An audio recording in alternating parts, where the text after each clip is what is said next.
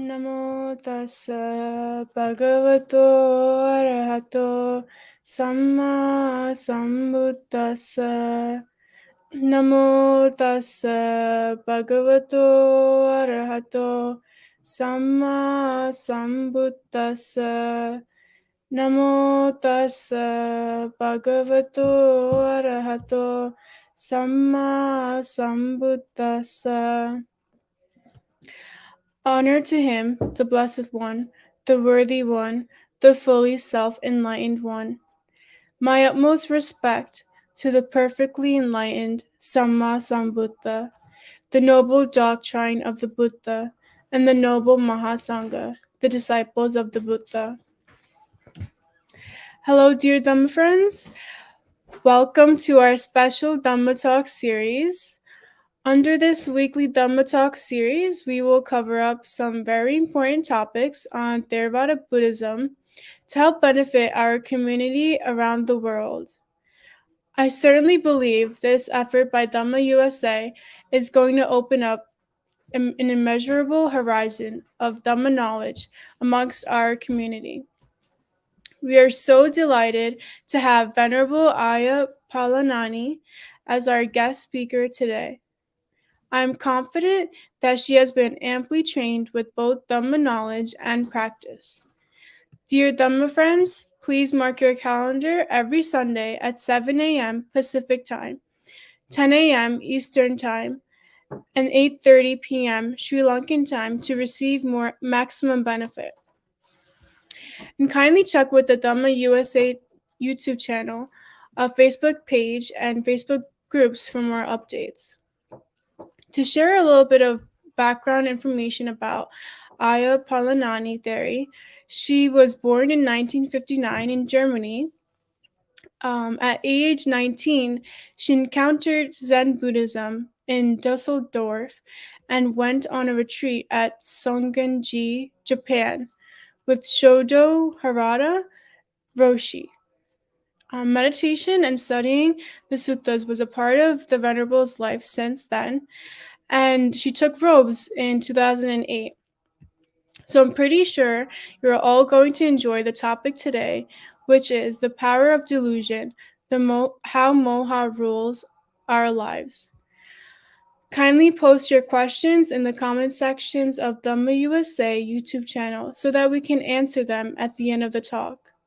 Without further ado, let me invite Venerable Ayyā Phalañānī to start her Dhamma talk sharing on the power of delusion, how Moha rules our lives. Please pay your due attention seriously to achieve maximum benefit from today's Dhamma sharing. Sadhu, sadhu, sadhu.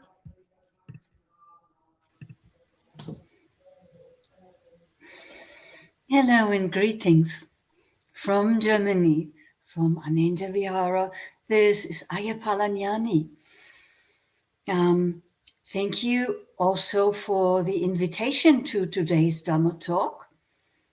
And I hope that I can give some knowledge and wisdom to this world to make the power of delusion less strong. I choose the title Power of Delusion because we are going to talk about, well, precisely that, how actually our lives are ruled by moha, by delusion. But first, let me also recite the verses. Namo tassa bhagavato arahato samma sambuddhassa. Namo tassa bhagavato arahato samma sambuddhassa. Namo tassa bhagavato arahato samma sambuddhassa.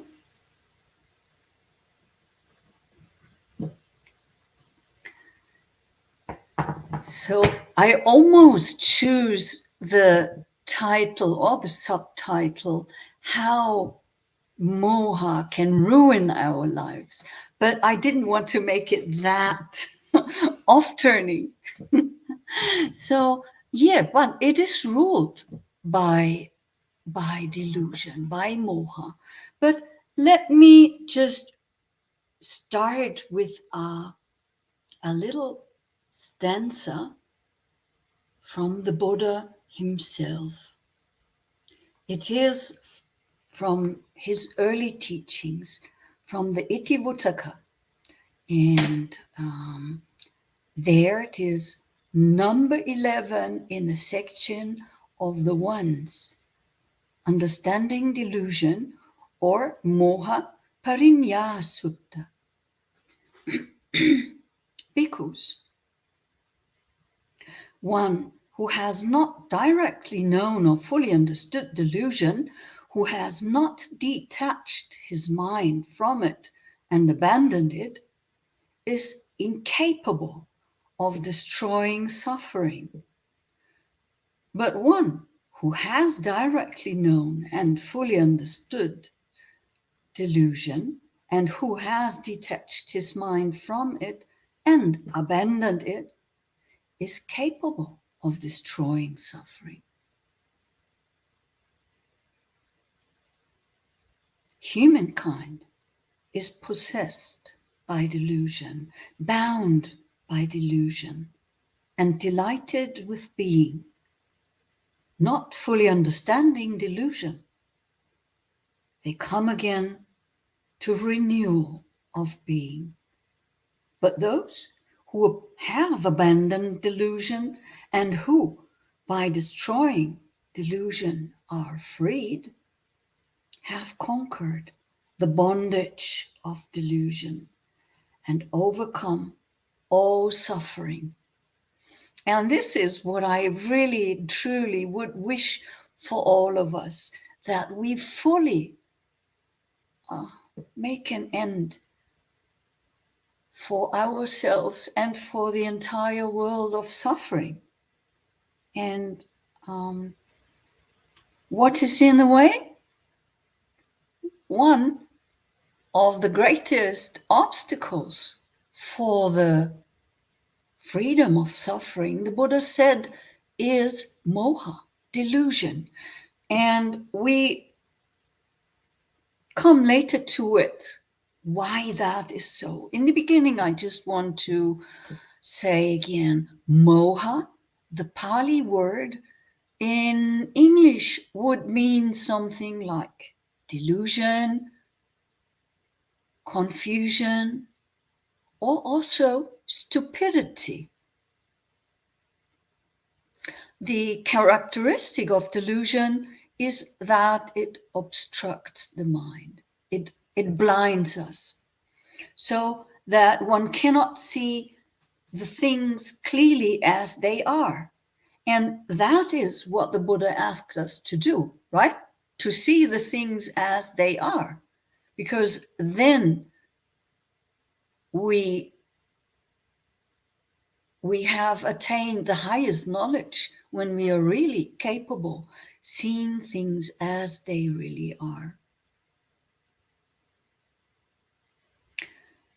Moha is one of the unwholesome roots. There are lobha, dosa, and moha, which translate more or less into greed, hatred, and delusion.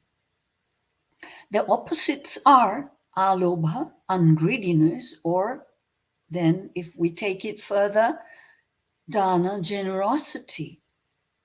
For the hatred, dosa, there the opposite would be adosa, non-hatred, or if we take it further, metta, loving kindness. And amoha would be non-stupidity or non-delusion. And if we take it even further, panya, wisdom. And I'm naming these three together because they are really the working together very well. They are, the roots of all unwholesome things that we can do or say or think. But to stick a little bit with explanations about words. So some say avidya is a synonym. Avidya, you certainly have known and heard about it. It is the beginning of the dependent origination. There it is always in the beginning, avidya. That's how it all starts. And it means not knowing. And as far as I understand that, it is not exactly the same, although it is quite similar. It's near, but it's not a synonym. It's not the same. Delusion, moha, is one of the roots of unwholesomeness that I already said. That is because there is not knowing, avidya. It is not easy and probably also in vain to try to find out what came first. It's like the question of what came first, the egg or the hen. And whether there was not knowing or delusion first. Important to understand here is that they both are very much intertwined. And as long as any of the two, there is no end to suffering for us.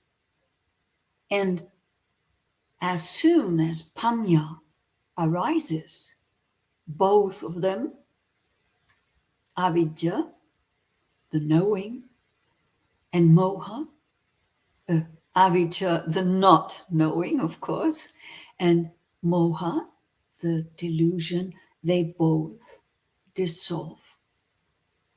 So the problem at hand is because we are deluded and not knowing,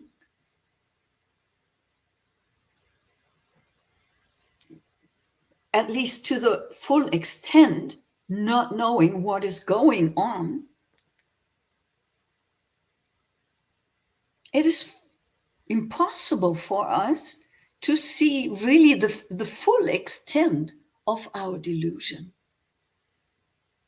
So the very same delusion that makes it almost impossible for us to find freedom from suffering also makes it impossible for us really to understand how deep-rooted this very same delusion is rooted within our heart.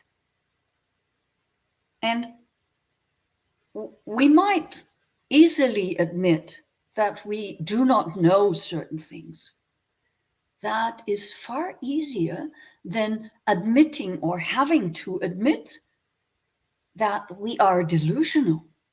That is something that we really don't want to, and that their delusion is part of it.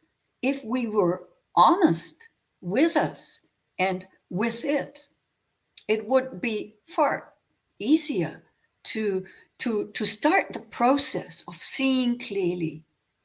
But as I said, delusion is in the way, even in the way of seeing and understanding how deluded we really are. Now, looking closer at the chain of the 12 links of dependent origination, it seems that because there is avidya, the not knowing, there will be a namarupa at some point. Namarupa is mind and matter, if you wish, or name and form. And that conglomerate of mind and matter, or name and form, is what we are. That is any being that has a mind and is made of some matter or has a form.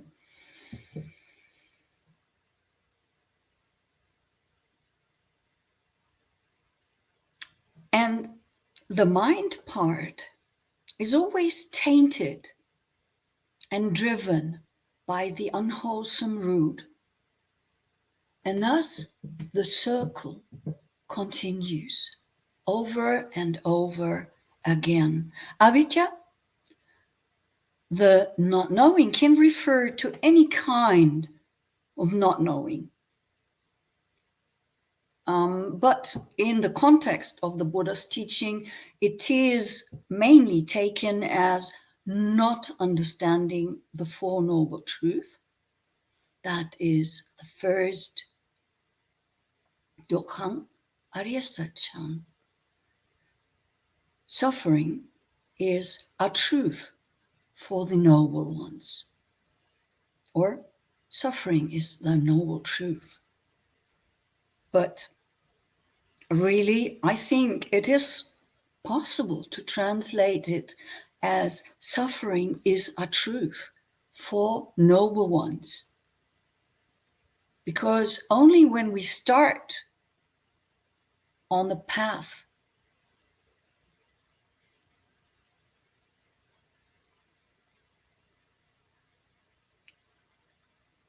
say when we are sekas or trainees,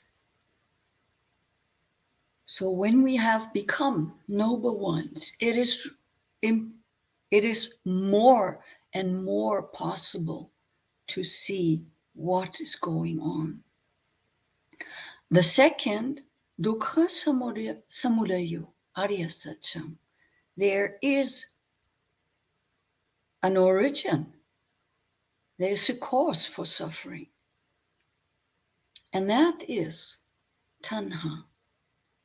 And tanha translates into something like thirst, craving, or the hunger of somebody who is starving to death. That much of a craving. Third noble truth is dukkha nirodha arya saccam. There is an end to suffering. This is so wonderful to know. This is great. This is the best thing that can ever happen to us. But we have to do something. We have not only to celebrate that there is a third noble truth and that really there can be an end to suffering in this very life, but also we need to do what is next. The next noble truth is dukkha nirodha gamini patipada arya saccam. There is a way to end suffering, and that is the Eightfold Noble Path. I'm not going much deeper into the links of the Eightfold Noble Path, because I think you already know. And following this path, that would result then in vidya, in knowing, in understanding. And then, in the end, after having gone through suffering, understanding there is really a way out. So in retrospect, so to say, we can see how moha really was that thing obstructing us.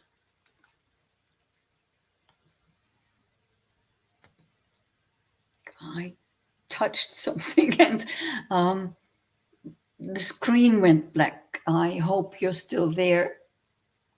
So,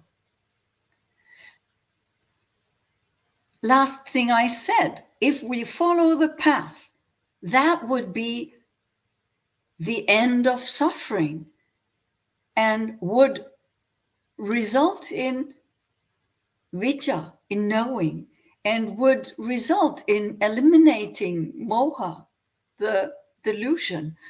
But it were easy if it weren't for moha. Because of delusion, we can't even see the first noble truth, or truth of the nobles. Not even speaking of the other truths. Delusion has us think that we have a right to be happy, or that life owns us happiness, and we feel kind of insulted, sometimes even offended and annoyed when life brings us suffering.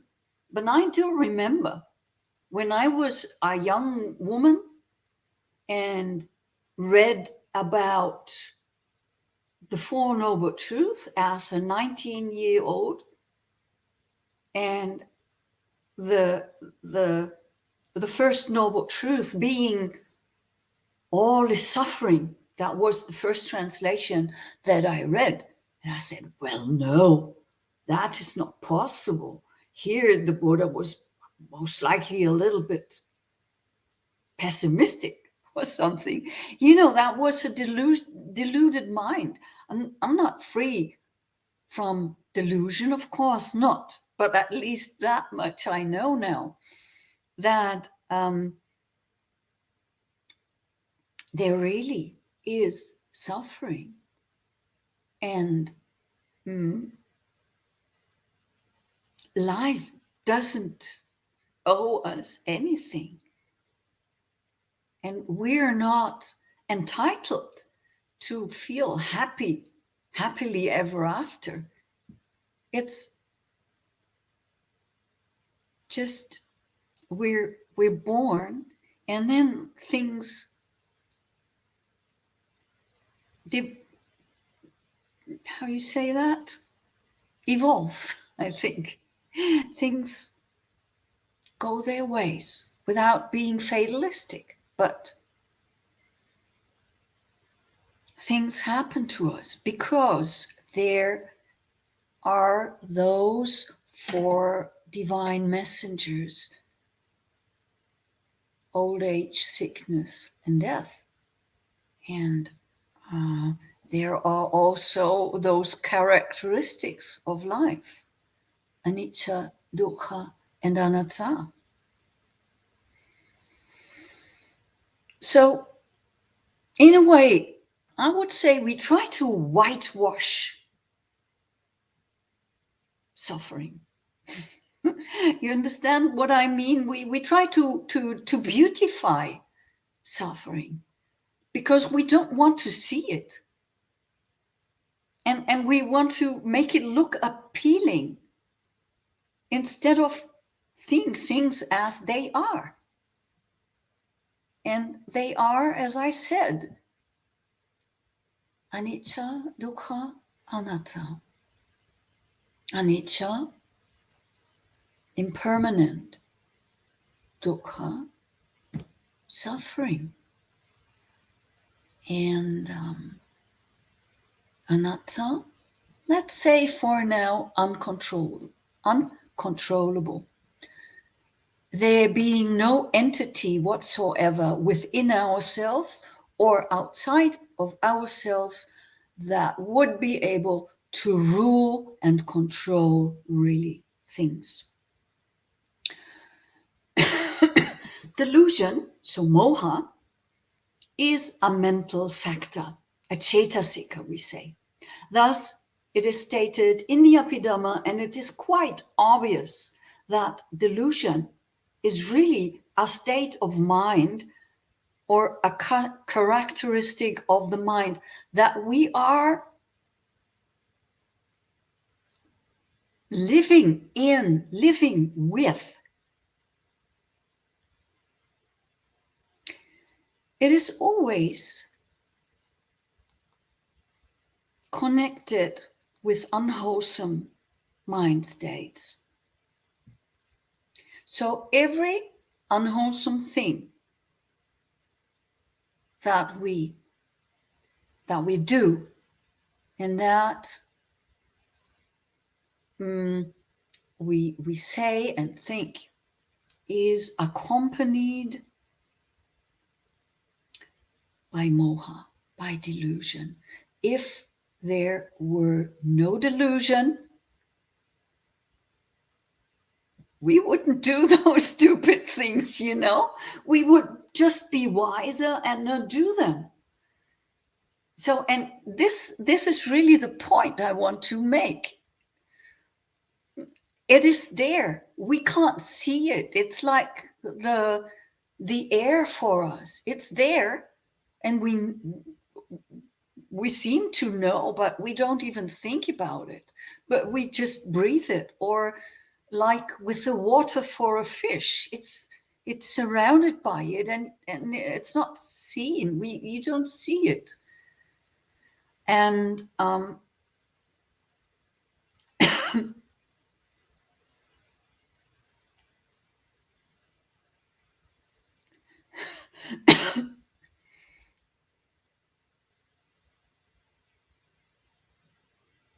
so when we can not do anything unwholesome or bad without being deluded, and since we are deluded, we will probably never know that there is delusion, and even might think that we are right when we do these things that we are do, what we do, say or think, and might even think it is good. So I have some examples. First is a newborn baby. So there is this baby, and that doesn't know anything yet. It's just born and has to learn everything. So there is total avidya, total not knowing.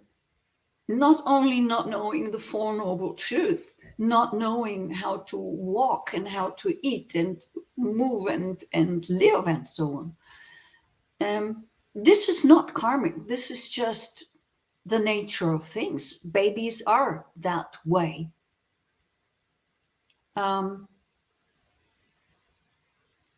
It is just the nature of the baby that it is not knowing. But it might bring some tendencies into this life. Among them might be the kilesas, the unwholesome roots of greed, hatred, and delusion.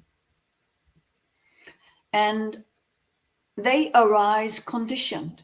As a part of the conditions,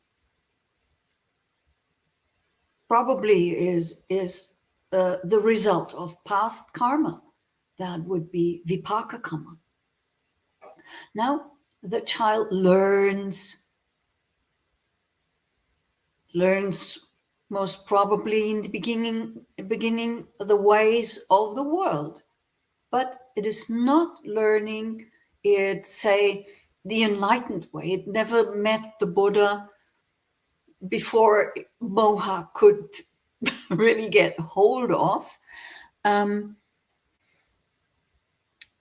So it grows up as a very, very normal person, still with a lot of avidya, which might even diminish by the time because it starts to know more. But moha, delusion, will go deeper and stronger because a child becomes a toddler and a adolescent and then an adult. And once we start having these great hatred and delusion, and we have found ways they work for us in this world to get what we want, we try to find our ways in this world. And these things, greed, hatred, and delusion, help us to get what we want. So these tendencies will become stronger. And the stronger they are, the stronger delusion will become. Because for us to start stealing because we want something, we need a lot of delusion together with greed. Or if we punch somebody because we feel insulted, there we need a lot of delusion together with hatred. So these things deepen and become like really engraved deep streams, trenches, and these are our habits, the habits to get around in the world, and they manifest within our heart or in our mind, in the chitta. And the more we do that, the more the mind is inclined towards those habits, and we repeat them. And to be able, against better knowledge, to repeat unwholesome stuff that we know better of, we need a tremendous amount of moha, of delusion. So maybe one day that person has grown up and has come in contact with the Buddhist teaching. And the knowledge of the Buddhist teaching lets the person see that there is a bit of delusion. So maybe that person then sees the tip of the iceberg and starts practicing. And the more the person practices, the more there is training of sila, of samadhi and panya, of our ethics and meditative practice. And the more we develop wisdom in life,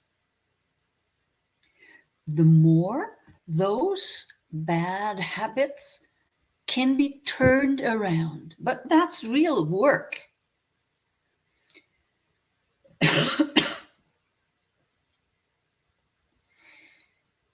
So, or sometimes another example, sometimes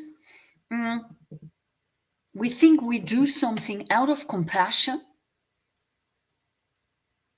So I know that I, years back, thought I was a very compassionate person and I wanted to do good. And then you learn more and more about how you work, how your mind works. And then suddenly I understood, whoa, it's not that I'm that compassionate. It's just that I can't see suffering. And before a beggar starts bothering me, or before I need to have a bad feeling, I just give something. That has nothing to do with compassion. It's just wanting to get rid of that situation. And that is truly unwholesome. And but at that time, we can't see these things. They are obstructed. We are blind for those things. So many years I ran around and thought I was a good one until I understood not quite yet. So, and it's still a work in progress. You know, there is no end to it. We can almost never give enough. We can almost never have too much morality or too much of any of the paramis. But I'm also not getting too much into that. That would be another talk. So, but you understand what I mean, I think. So there is delusion and we do not know. And we are far away from ever seeing it.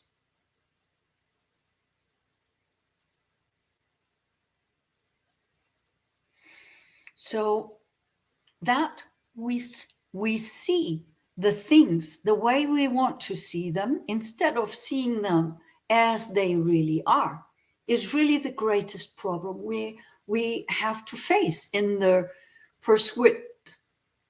Don't know if I pronounce that correctly, but I think you understand. In the following after the developing of Panya, wisdom, for the experience of the freedom from suffering. And here's another verse of the Buddha. It's a Dhammapada verse. Good people, let go of everything. The peaceful do not prattle about sensuality, whether they are touched by pleasure and pain. Neither elation nor depression can be seen in the wise. So there's always pleasure and pain and other total 8 worldly affairs that we always have to deal with in life. And either we feel elated and happy and proud, or we feel depressed and are lamenting and are grieving. And this, the Buddha says, the wise ones don't do. And the problem here is that we see the pleasant things as unpleasant and unpleasant things as pleasant. We see things as permanent, anicca, and not as impermanent, as anicca. We see a self instead of a non-self. So atta and anatta. We think we can control things, yet they are uncontrollable. You can just try, watch your fingernail closely and demand, grow and get red. It won't happen. We think we have control about this body and mind conglomerate, but we don't. We can't even tell our fingernail to grow. We can't tell our hair to be in a way. We can't tell our wrinkles not to appear, not to be younger or older.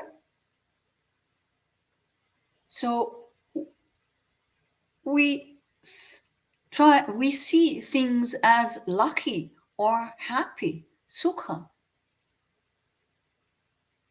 when they are actually bound to be suffering, dukkha. We think of the unattractive, asubha, as attractive, subha. And here, why? how this is meant is really very interestingly told by the Buddha himself in Majjhima Nikaya 26, where he speaks about the noble search. Just before his enlightenment. So he says, bhikkhus, there are these two kinds of search, the noble search and the ignoble search. And what is the ignoble search? Here, someone being himself subject to birth seeks what is also subject to birth. Seen being himself subject to aging, he seeks what is also subject to aging. Being himself subject to sickness, he seeks what is also subject to sickness. Being himself subject to death, he seeks what is also subject to death. Being himself subject to sorrow, he seeks what is also subject to sorrow.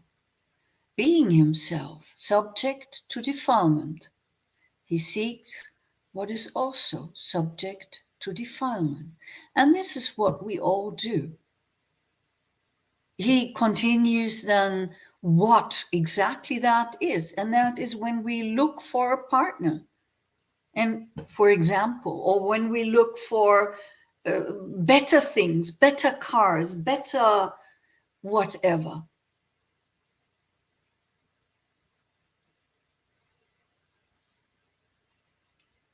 And this search, this ignoble search, is motivated by delusion, by moha, because we do not understand that we are subject to old age, sickness, and death, and so are others. So why not love them all, us all, instead of choosing one and being then full of suffering that I'm maybe not permanently good enough for them because I will be wrinkled. This is most probably a problem for many, many women, that they are afraid and scared that their husbands sooner or later will look for a younger wife or woman. And I don't know about men, whether they have the same thoughts or different kind of thoughts. Anyway, so I just wanted to share this with you, so you understand that really what we try to achieve in life is, in many cases, let's put it a little bit diplomatic, in many cases, ruled and driven by moha. Now, no unwholesome act of body, speech, and mind can happen without delusion. That I mentioned before. The Abhidhamma contains lists of unwholesome mind states and possibilities, how delusion works together with other unwholesome states like greed and hatred. And even delusion works together with delusion, in that way that we don't know how deluded we are. So there are, according to the Abhidhamma, 12 possible ways these greed, hatred, and delusion can combine. And this sounds, when you hear it, very little. And you might think, well, that is nothing. 12 things I can easily observe and I can easily manage. But with this 12 and the other unwholesome things that are possible, there are There is a tremendous amount of unwholesomeness that we can perform. If you are interested in those lists, I can provide you links, maybe if you want to, some Abhidhamma books with lists in it. But I think also here at Dhamma USA, there are wonderful and great Abhidhamma teachers once in a while that most probably can share more knowledge about it. I was told I shall talk about 45 minutes, which is up now. And I haven't even started to talk about the ways how to get out. And I just want to get briefly in it before we invite questions. There are two, or if you want to say 3 ways. The first way would just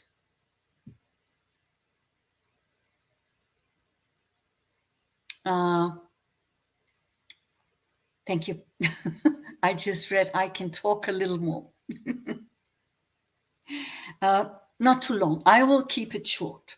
So the first option we have facing that is, well, do nothing about it, ignore it, and continue to ignore the characteristics of life and delude ourselves and try to live happy ever after.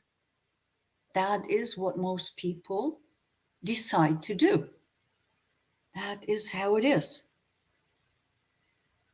Then the second option is we face the facts and we try and learn to accept them. And we do this by or with the practice of meditation. There are 2 kinds of meditation that we can do it with. One is more long-term, and the other is for short-term. So one is samatha, that in my way of putting it is some kind of first aid kit that we can use when we are in a situation where we need clear comprehension or wisely reflecting. So we need to subdue unwholesome states. We can do that by breathing. We can learn and train our breath to be our first aid kit. And when we learned to observe our breath and we learned to regulate our breath instead of our emotions regulating our breathing, that we have somewhat learned a management skill, let's say, that we can keep our breath still and calm even when we are angry. Then we have this very, very helpful first aid kit. And you remember the 5 hindrances? We didn't talk too much about them, but they are, of course, there because of delusion. And they are freely and unhinged in action because we are deluded. To be able to experience a meditative state of absorption, so ajna, it is necessary to overcome those hindrances, and if it only for a few seconds or a minute, temporary, whatever time is possible for us. Thus, training our skill to still the mind and learning to temporarily eliminate the hindrances is definitely helping us to be without moha for a while. Every moment that we sit down on a medication cushion. That's what I think. You eliminate the major sources of unwholesomeness because you just sit there with most probably the intention to purify your mind. So you don't act unwholesome or deluded. You don't speak deluded or unwholesome. So there is only our mind, which is bad enough maybe, but we're working on that. And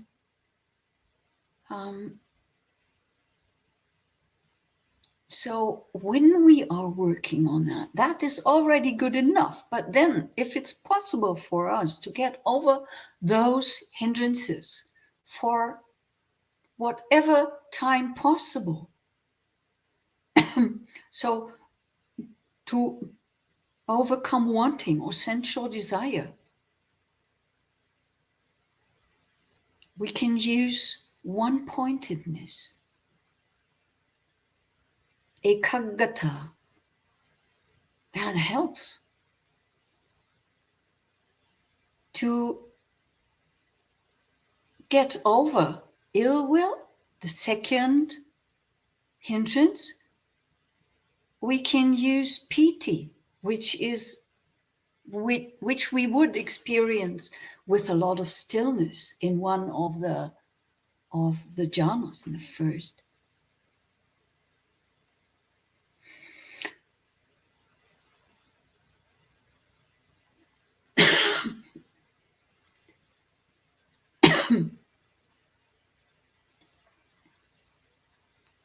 And so there are ways to counter willingly those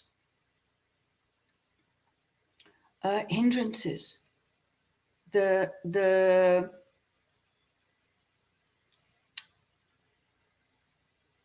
how is it called in English again?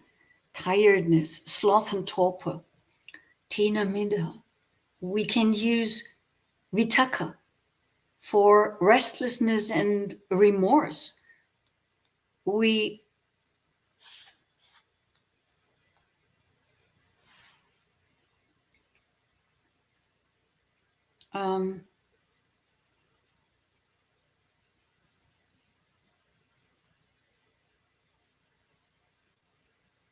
now I have muddled that up, I think. So for a doubt, at least, vichikicca, that sustained thought is vichikicca, and we use vichara.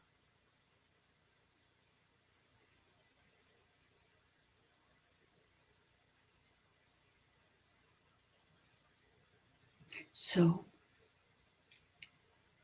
we can use, I think, Tini, Thilini, let me know if I have to stop. So there is, I could go into more detail on how we practice that, but I should just mention vipassana. So the long-term solution is by seeing through things, seeing things as they really are, practicing for insights. We need concentration and awareness, both in a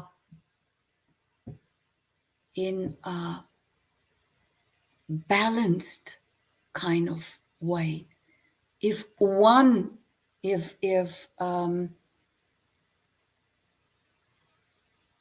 awareness is higher than a concentration, I don't want to say concentration, I rather prefer focus. But if they are out of level, it's difficult for us to achieve what what we want, to get where we want to.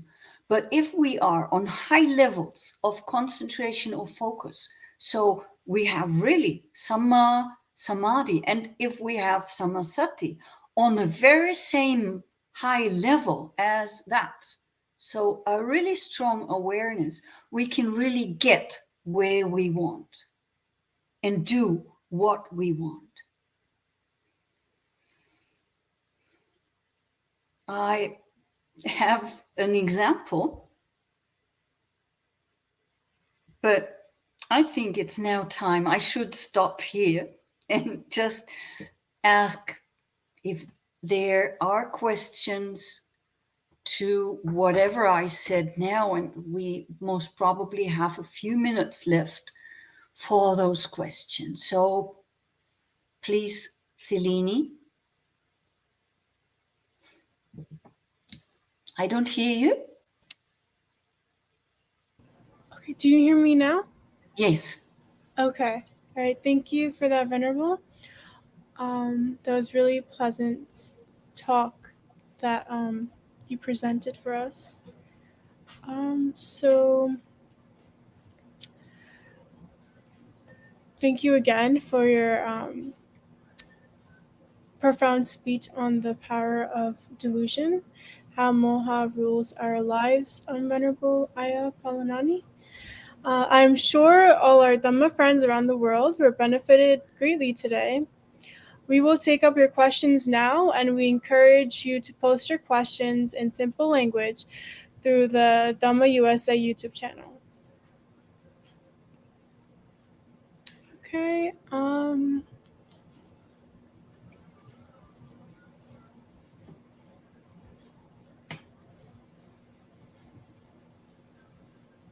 Okay, so Dhamma USA has a question.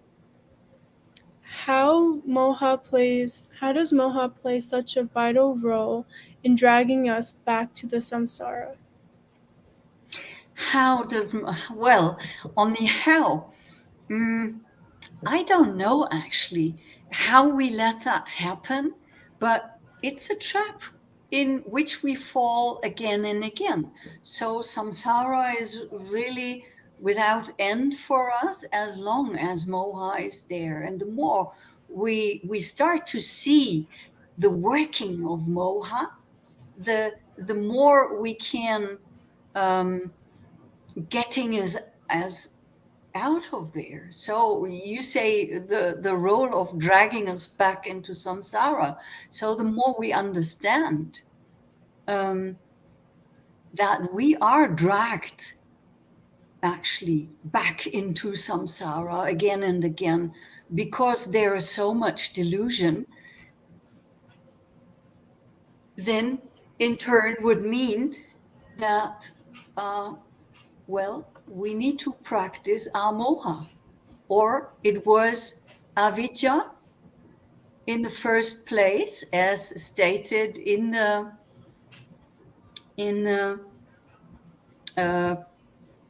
12 chained 12. How do you say that in English? In the dependent origination. So it's the first thing, avijja.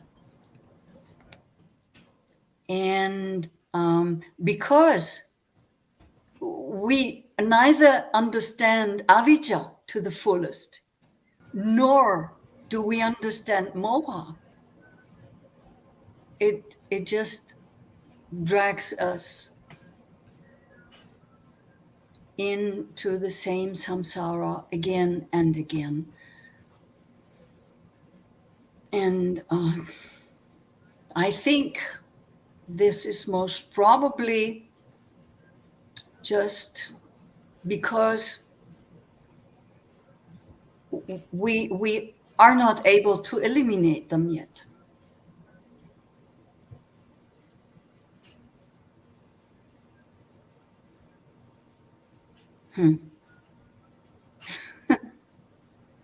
All right, thank you for that, Venerable. Mm-hmm. Yeah, moha is definitely something that is that lay people can, especially I feel like, get caught up into. Not only lay people, everyone. Lay people, ordained people, everyone. Even as monastic, you can still think very deluded ways. That and you do that until you are well, a good way on the path, and yeah. So even the non-returner must have some ways of moha, because one of the last things in an arahant that go away, that fall away in an arahant, would be conceit. And conceit is definitely because of moha. So moha is something that we really have to deal with a long, long time. And it's deeper rooted than we can ever imagine. Oh, yeah. It's pretty scary. Think about it. I didn't want to scare you, but No.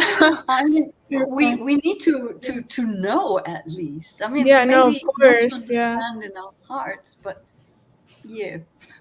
Yeah. It's like, do you tell the people that they have a spaghetti on their nose, or I don't know, a black mark or something sticky in their face, or you don't? And I think we should tell them. We should let them know of that course. there's something not wrong, right?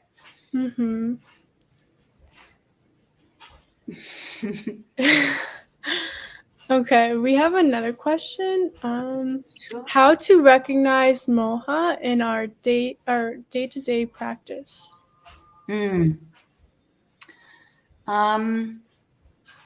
Yeah, I mentioned both samatha and vipassana. So kind of the focus on the things, and an awareness for things. And we need to train both. That is why I'm really strict on telling people you need to sit down and practice your daily awareness. That you say might not be enough to see really what is really going on. So sometimes we get a glimpse of what we do wrong, of how unwholesome things are. We do things and later think, oh dear, what have I done? And these chorus things that we can note are something where we can train our focus and our awareness with. So these very unsubtle mistakes that we make, or unwholesomeness that we allow to happen, are there because of moha. If we hurt somebody because we are angry, that there is a lot of moha. Now we understand that. Now we know. Now, next time when we get angry, we can already start to think, there was an anger.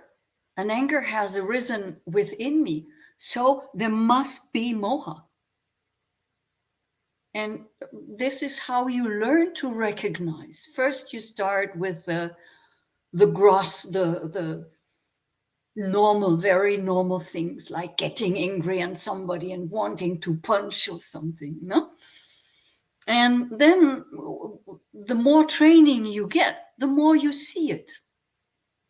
It's really a learning process. Yeah, I definitely agree, Venerable.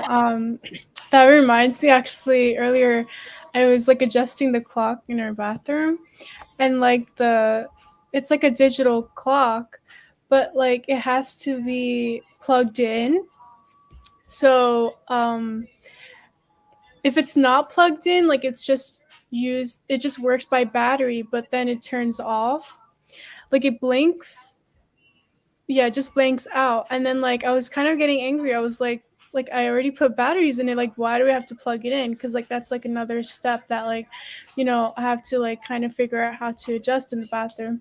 So then like I looked on Amazon like the instructions, and it ended up being that like um you have to plug it in order for like the clock to stay on all the time. So then like I started noticing that like I was getting angry at the clock. But Mm-hmm. then like through like previous practices that like I've done through meditation and retreats and like listening to Dhamma talks, I was just like, why am I getting angry at the clock? Like it's not the clock's problem. It's just like I misread like the Amazon review of like of how to use the clock, and that it's actually like this. They made the system in that way. So yeah, that just kind of reminds me, like from what you said, like recognizing moha or like anger. And I was able to recognize, like, okay, I'm getting angry at the clock, but it's really not something that I need to be angry at. It's like something that I just need to figure out. Mm-hmm. Yeah. Exactly. And we are, as people, we are that way. Sometimes, the child, when it hurts itself on the door, they kick the door afterwards because they get angry at the door. And that is a very human reaction. The reaction of a person who does not know, who has avijja of about that it's not the fault of the clock, or it's not the fault of the door. It's not the fault of the person when I get angry. There is no fault, in fact. There's just greed, hatred, and delusion in our hearts. That's all. And we take our emotions and thoughts and feelings far too serious. And we think they are real and important. And we engage. So that is all just because, mainly of moha, also other unwholesome mind states, but a lot of moha. Yeah, definitely. So just observe as much as you can in meditation and in throughout the day during your daily activities. That's the only way to understand how it works. And when and how it arises.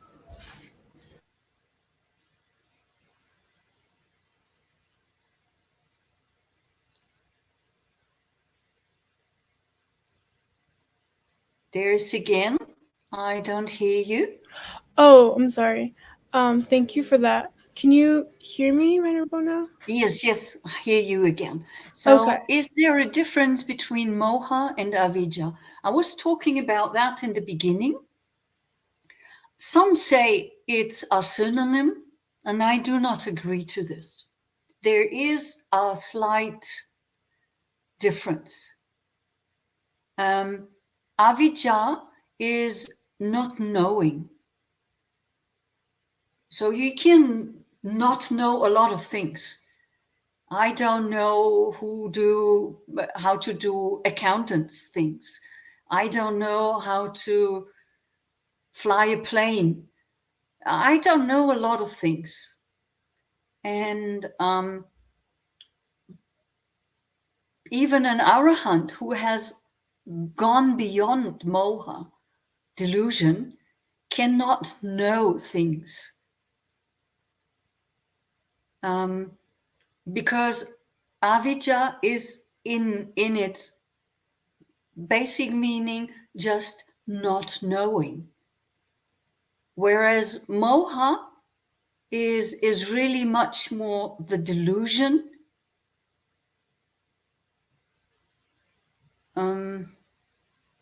that is one of the root causes of all of our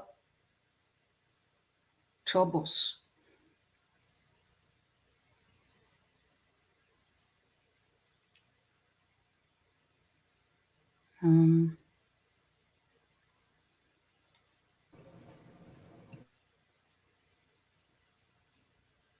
So yeah, there is a slight difference, but they are very similar. And in the end, when one ends, both end. The opposite of avidya is vijja, the knowing, and the opposite of delusion is non-delusion. So the opposite of moha is amoha. And the knowing, as I said, can have so many aspects, whereas really moha is the root of all those unwholesome things.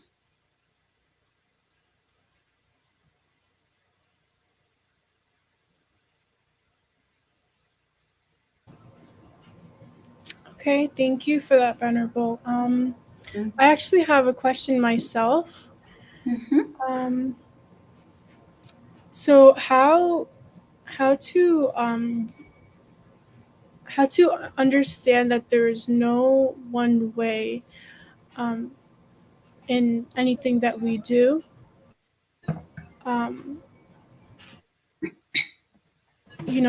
Of course, like in relation to Buddhism. I'm not too sure that I understood the question. Can you repeat the beginning? Yeah, so what are some ways to understand that there's no one specific way in doing anything, whether it comes to regular day-to-day duties or practices in Buddhism?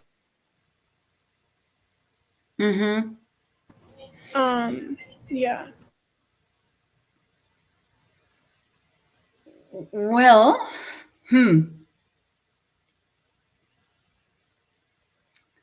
I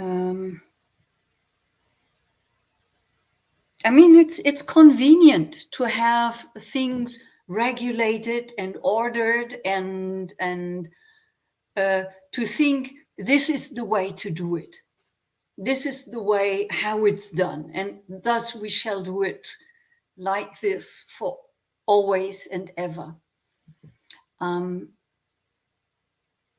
But the Buddha said,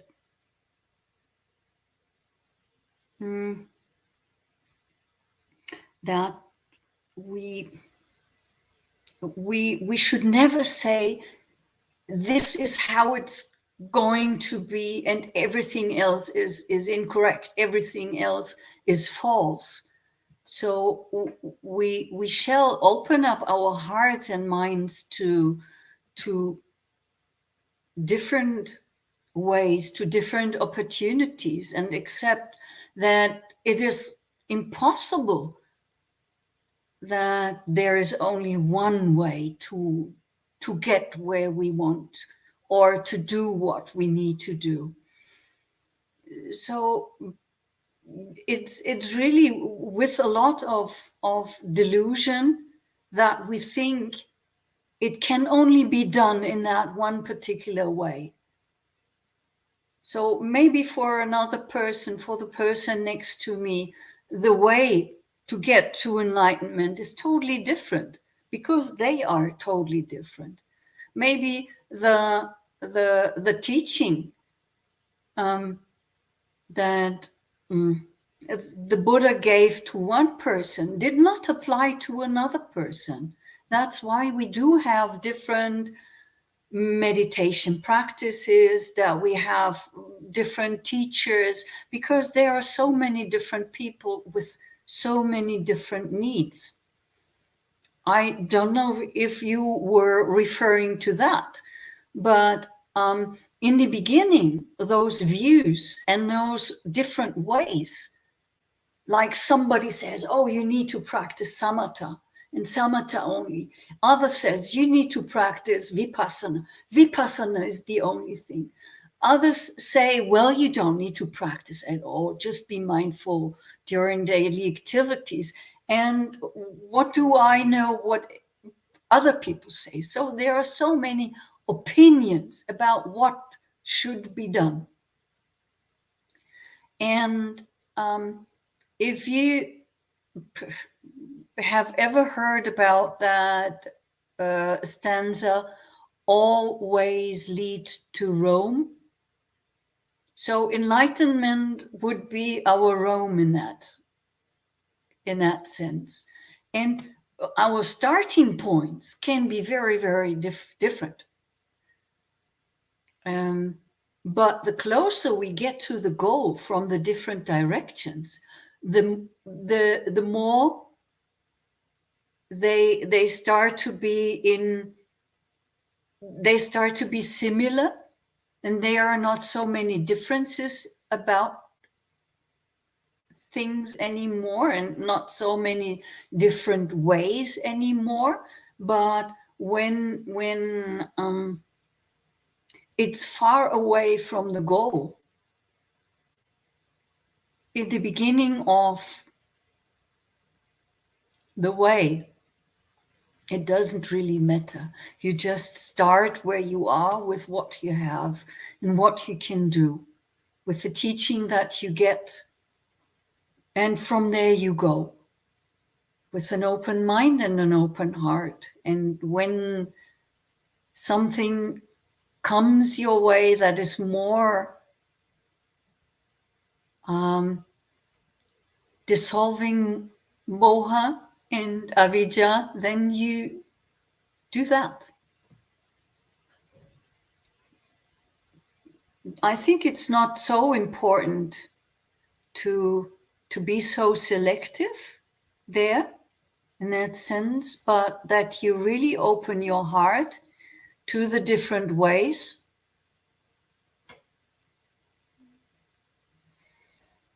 And that you learn for yourself what is important. So the Buddhist teaching is about to be experienced by the person, by oneself. You are the only one who can see for yourself. The Buddha was only always pointing the way, and so should we, teacher, only point a way. And some teacher points in that direction, and if you start going, one day maybe you have to walk around the entire earth, but one day you come to Rome. Yeah. Does that in any way answer your question? Yeah, yes, it does, Venerable. Thank you.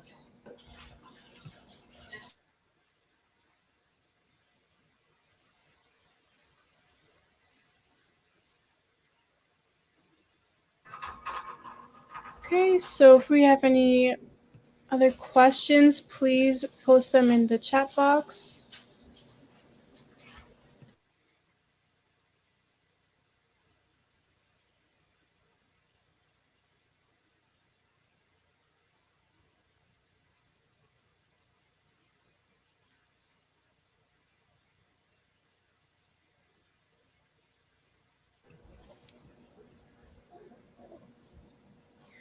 Okay, looks like that might have been the last question. Wonderful. Yeah. So Okay. then there is vijja instead of avijja. Everybody knows. Wonderful. Yeah. Hopefully, fingers crossed. Okay, so with that, we conclude today's Dhamma sharing, and we look forward to meeting you with more insightful Dhamma sharings in the upcoming weeks. Let's keep our palms together, close to our hearts, and pay respect to Venerable Kalanani. I'm sorry, Palanani. With three sadhus: sadhu, sadhu, sadhu. May you always be well, happy, and healthy, dear Venerable. Let's also keep our palms together, close to our heart, and pray that by the power of all the dana, sila, and bhavana activities that we all have performed during our lifetime and during our whole samsara, become one united power, and may be shared with all the celestial beings. May all the wonderful celestial beings, including respectful Brahmas and Devas, and all sentient beings, receive this merit and share this merit, and be well, happy, and healthy wherever they are. May all your departed ones, including the late Acharya Upajaya's parents and all other ancestors, all the departed ones also receive this merit and be happy and healthy, safe wherever they are. May all of us be able to live life peacefully, comfortably, and with good health. May all of us and all sentient beings be able to attain the supreme bliss of Nibbana, the absolute peace and happiness at the end of our samsara. Thinking thus, please keep your palms together, close to your heart, and say sadhu 3 times. Sadhu, sadhu, sadhu. Sabityo vivajantu. Sadhu, sadhu, sadhu. See you again at See you again next week at the same time. Good night and Theravada Saranai. Yes, may I just briefly add my wholehearted appreciation of the blessing that you have just given. That was so powerful that I don't have to add much more. Just may you all be well and get out of suffering by realizing the end of suffering very, very soon, if possible, in this very life. Thank you for listening. Thank you for that, Venerable. Thank you for Bhanta Smita for allowing me to host today.